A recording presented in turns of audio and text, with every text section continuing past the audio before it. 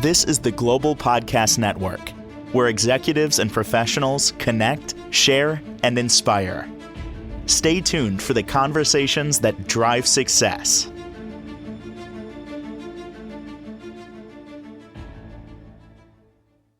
Welcome back, everybody. I want to talk about something that affects, I want to say many of us, if not all of us, at some point in your life. It's what appears to be an addiction, but not one that you might think of. It's an addiction to suffering. So many of us get in this mindset of being a martyr, or I'm the victim. Look what just happened to me. I can't believe it. And then we get stuck in that mode where we want to feel like we're suffering. Doesn't have to be that way. How do you get out of that? We're going to talk with somebody who helps people with this and much more as a Reiki master, pastoral counselor. She's also an intuitive guide. She's very much plugged in. She's Chris Clearday, and she's joining us once again here on the program. How are you doing today? Fantastic, Steve. So great to be here with you again. This topic, yes, thank you for being back. I love talking with you. And this one's a big one because I feel at some point all of us do this where I don't want to say it's negative, but it really is. You take a negative view of things, you get in that victim mentality, and depending on the situation, you may stay there for a day, a week, a year, years. Why do we often gravitate toward that spot? What's going on there? Okay, well, I want to clarify my theory of this addiction to suffering because I believe that we're all addicted to suffering, but I think it's much bigger than a day, a week, a year. I think it's it's almost a lifelong pursuit of suffering until we become conscious that that's what we're doing. And I believe that we are all unconscious of this and that suffering has a gravitational pull. So it's not just when we're in the victim mentality, it's that we're cloaked in this addiction to suffering every single day of our lives until we learn about it, understand it enough to get free of it. Mm, And so this is a really complex theory. So I want to start with saying that I'm not blaming the victim. We're all victims. yep. Our suffering is real, but here's what I will say, and I said this in our last segment. There's no juice in suffering. There's nothing we can do about that. We can choose to be better or be bitter. We have to choose to be better. And here's what we can do to overcome the addiction to suffering. First, we have to understand that it's there. So I'll explain this theory and just stop me when you have questions. Sure. Okay. I want to make sure that I'm clear. And I had no idea what we were going to talk about today. So I don't know that I can articulate it perfectly. But okay, when we're children,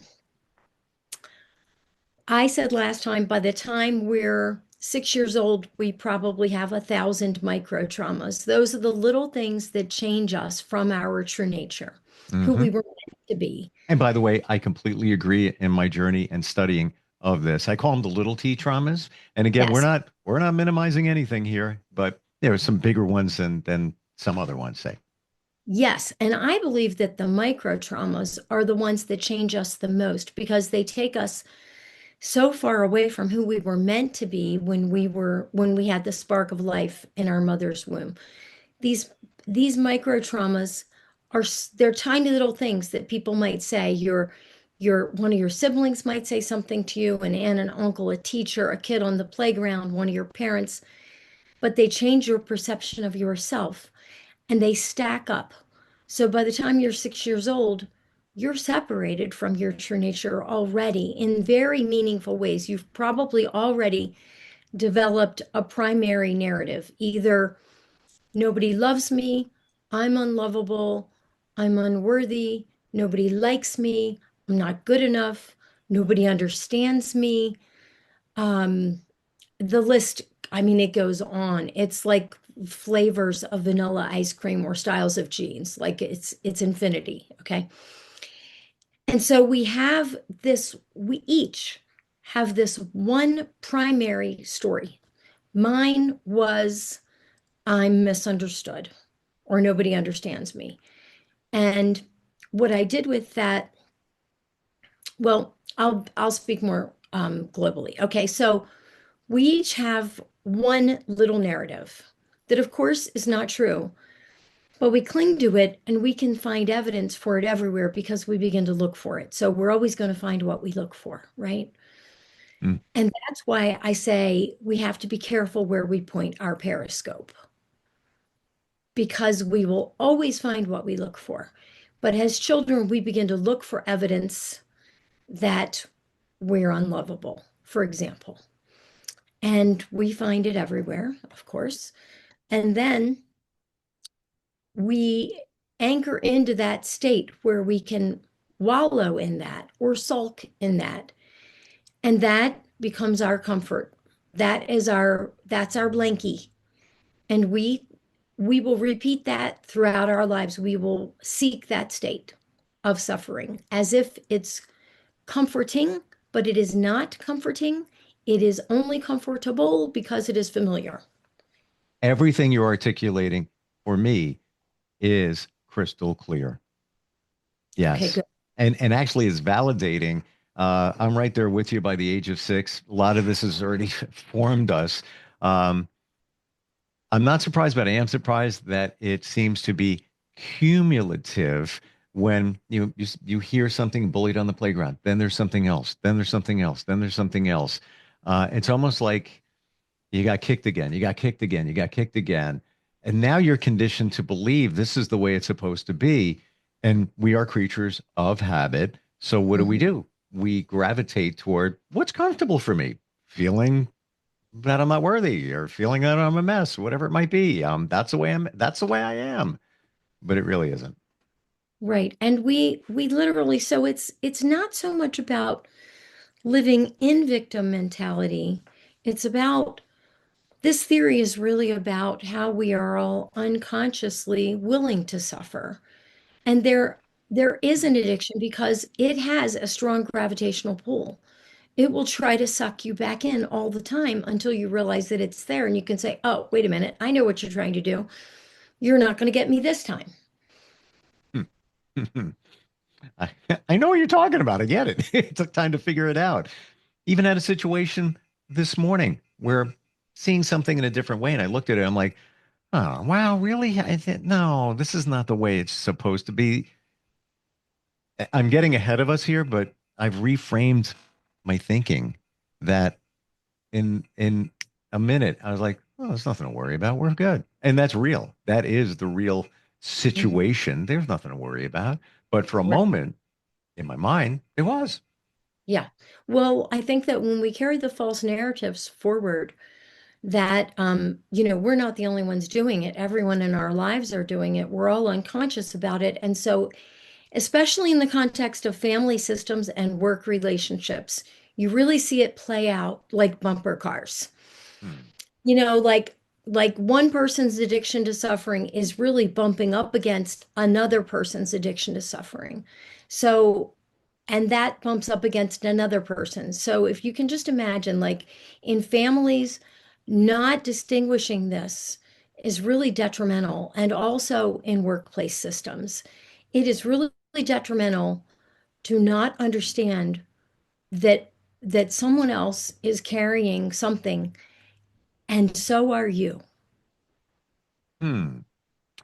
Now, when you say those situations we bump up of suffering or victim mode, whatever it is, up with somebody else and up with somebody else, is that because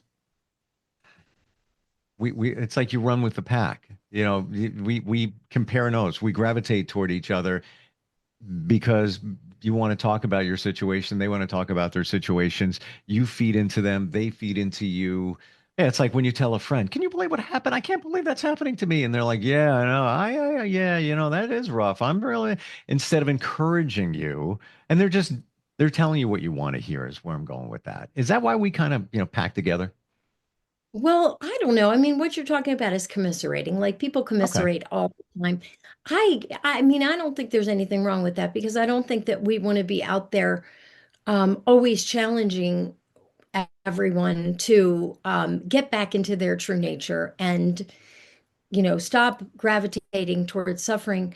It's just a consciousness that needs to be understood. It's Mm, it's it's a transformational philosophy that needs to be spread, and it will make a difference because it gives people freedom over it's not just the day-to-day things, and it's not just the people that you gravitate towards, it's the ones you're stuck with.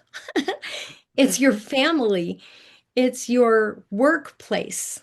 You don't have any choice with a lot of these mm, people. It's just so much bigger than that, and it's that everybody that you walked past today in getting to work, or everybody that you saw drive by if you're in your home office right now, it's like everybody's doing it, but nobody knows.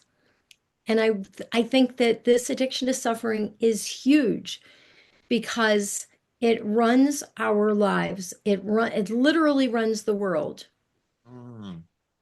Why are we addicted? I just want to make sure that is crystal clear. Is it uh, comfortable? It has the illusion of being comfortable Yeah. because of of how we anchored into that state when we were young. And usually, I know I said that we have 1,000 microtraumas by the time we're 6, but usually by the time we're 3, we're pretty much solidly heading in the direction of whatever our preferred addiction to suffering is going to be. Like, you might notice that by the time a child is 3, they're already changed. And by the time they're 6, they're even further in that direction. And so, Mm. if you have a family of 4 kids and one kid takes things personally, and the other kid is, let's say, comparing themselves all the time, and one parent um, is, let's just make up a scenario here. This is not based on any current Sure. client experiences, okay? Sure. Let's say that one parent always has to be right, and the other parent is always holding on to pain from the past. Like, it's just a recipe for problems in family dynamics and also workplace dynamics. Isn't it interesting? I find it fascinating when siblings get together and talk about their perception of childhood. And it's usually very different, where one may say, well, mom used to do this for you and treated you this way. And the other would say, I don't even know what you're talking about. Well, like, what do you mean? And vice versa, and on and on and on. But I think that inherently lies into what you're talking about.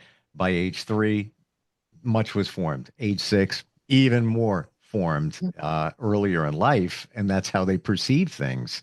Mhm. How do we get out of this? How do we deal with the addiction to suffering? Well, the first thing is to understand that it's actually there, and it's not even in the subconscious. It's buried in the unconscious. It takes some work Okay, wait a to minute. identify it. Uh, pause, Okay. pause, stop. Stop, stop, stop. Did you say subconscious and then buried in the unconscious? Yes, I did. What's the difference here? Because in my Okay. understanding, there's the conscious and the subconscious. Didn't know there was more. Okay. Well, yeah, there's more. There is the unconscious, and there is also the superconscious. So the goal Hmm. would be to get to the superconscious, which is like higher purpose, intuition, spiritual connection, and insight. So let's clarify. The conscious is the things that we're aware of. That's the Mhm. realm of logic, reasoning, decision making, willpower. You can see I'm looking at my notes because honestly, these are important distinctions. Yep. Okay.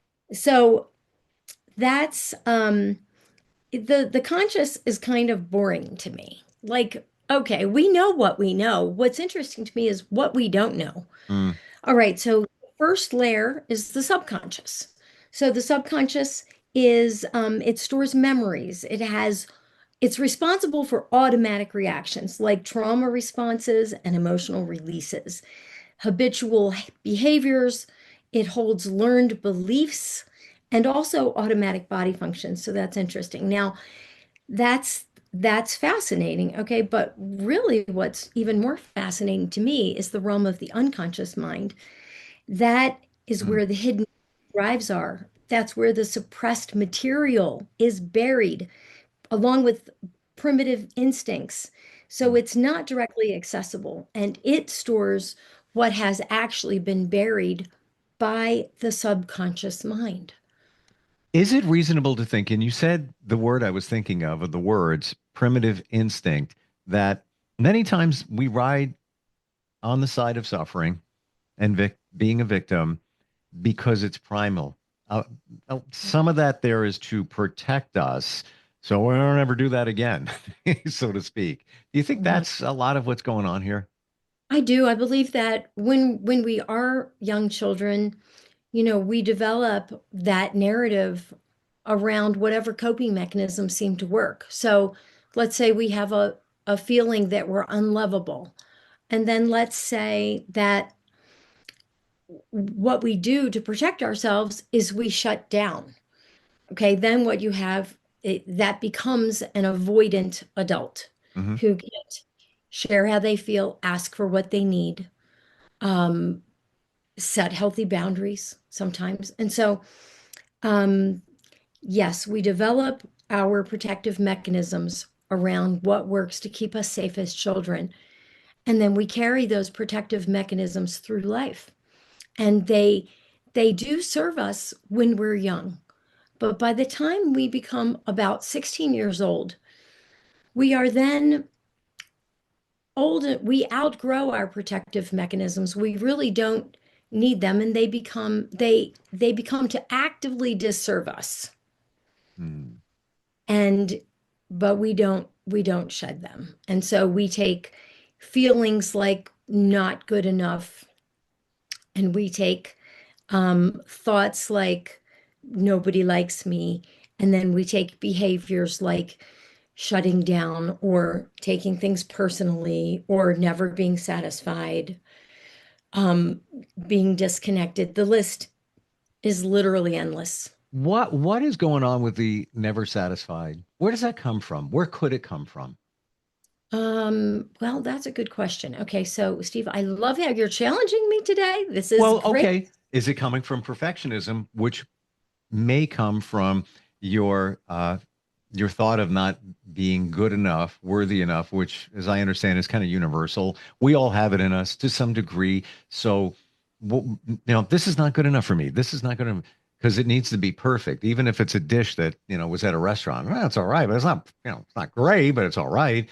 You're programmed for perfectionism because you want to be a people pleaser, on and on and on. But that comes from childhood and the never good enough. Yes, I do think that being dissatisfied has a connection to um, something not being good enough or Yeah. everything not being good enough. I don't think that it always lies in perfectionism, because there are perfectionists across the board with different addictions to suffering. Mm. But I will say that, when being dissatisfied makes it onto someone's list, they can be a real challenge, almost like treating somebody who's treatment resistant.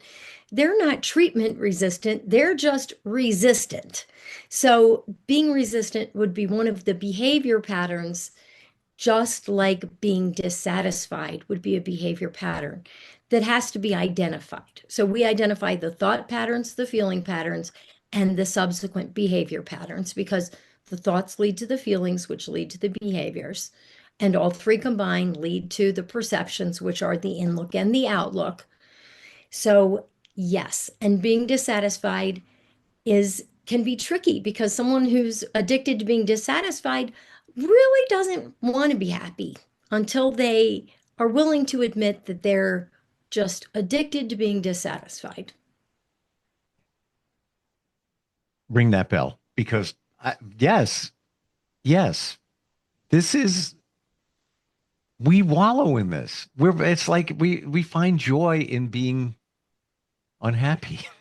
Well, the beauty is, Steve, that most people are really not wallowing in it usually, but everyone is being run by it unknowingly.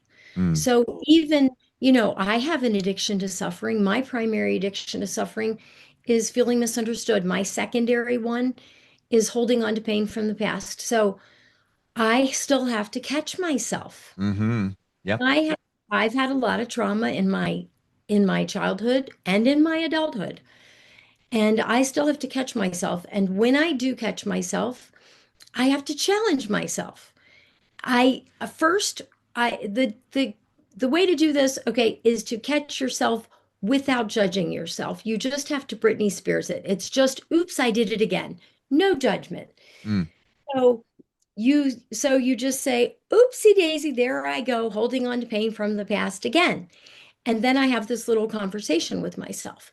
So I talk myself out of it, but I teach my clients, catch yourself without judgment, release it by apologizing to yourself. Literally say to yourself, I'm sorry, Chris. That wasn't a very nice thing to think or feel or see or say or do.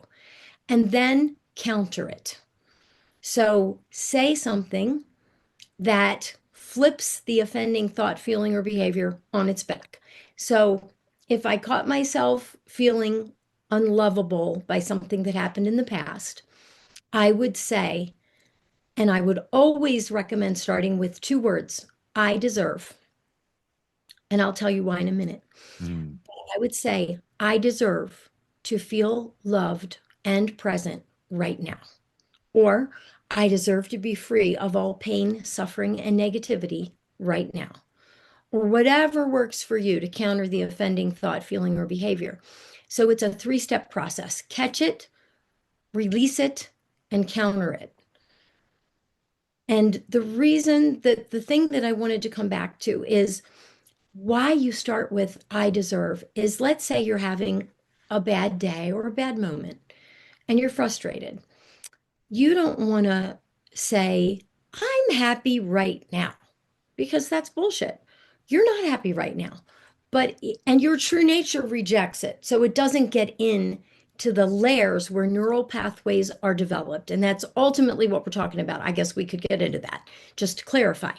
But if you say, I deserve to be happy right now, your true nature says, yes, you do. And it lets it through. mm. And that begins the neural pathway development. Wow. We're almost out of time, but Oh my I am God. so on your page with all How of did this. that happen, Steve? That went so fast. I know. And I'm not just saying I agree with you because we're here today, but in my journey, it's taken me time to figure these things out. Made a vision board. And right Oh, over yeah. here. And what's on it doesn't matter. What's on it doesn't matter. What matters is I say to myself, I deserve that. Yes. I'm a good person. I really feel I've gotten to that point where I feel that way for a lot of different reasons. Things I do for other people, myself, whatever it is. I deserve that. And 5 years ago, you'd never hear me say that. And also, right now is such a powerful statement in terms of our psychology, subconscious, whatever it might be. So what you're saying is so impactful.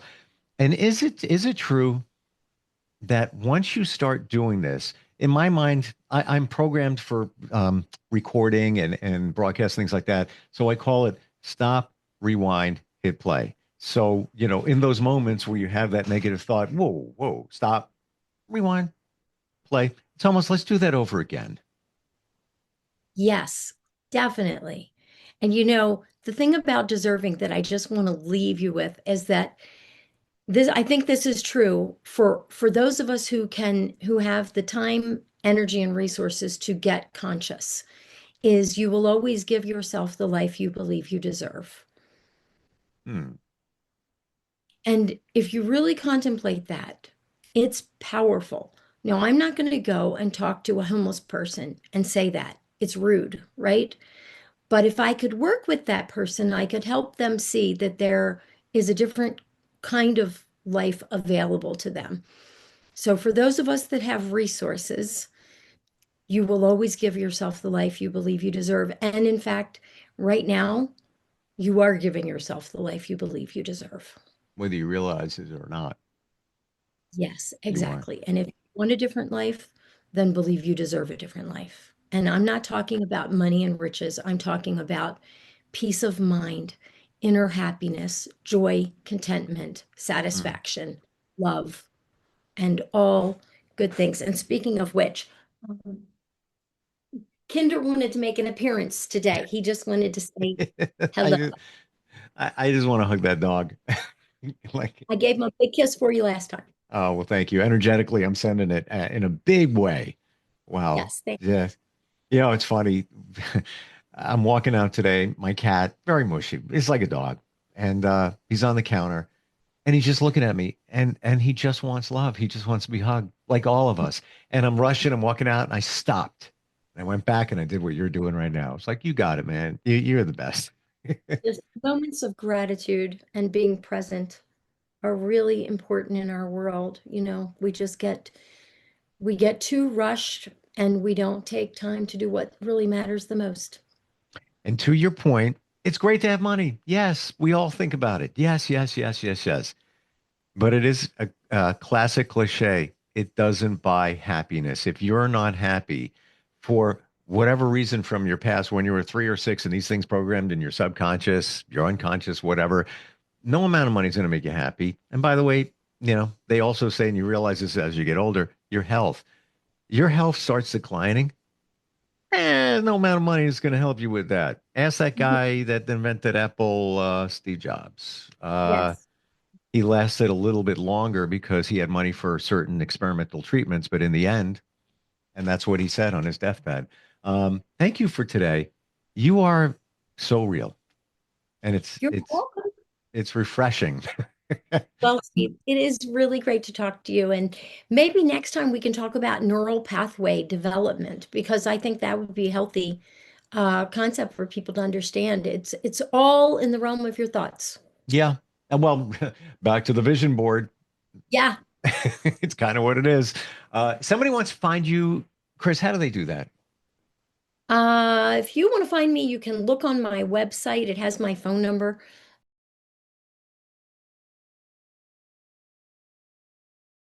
Me at chris@chrisclearday.com, but I'm not really big into email. You can call me 719-332-9226.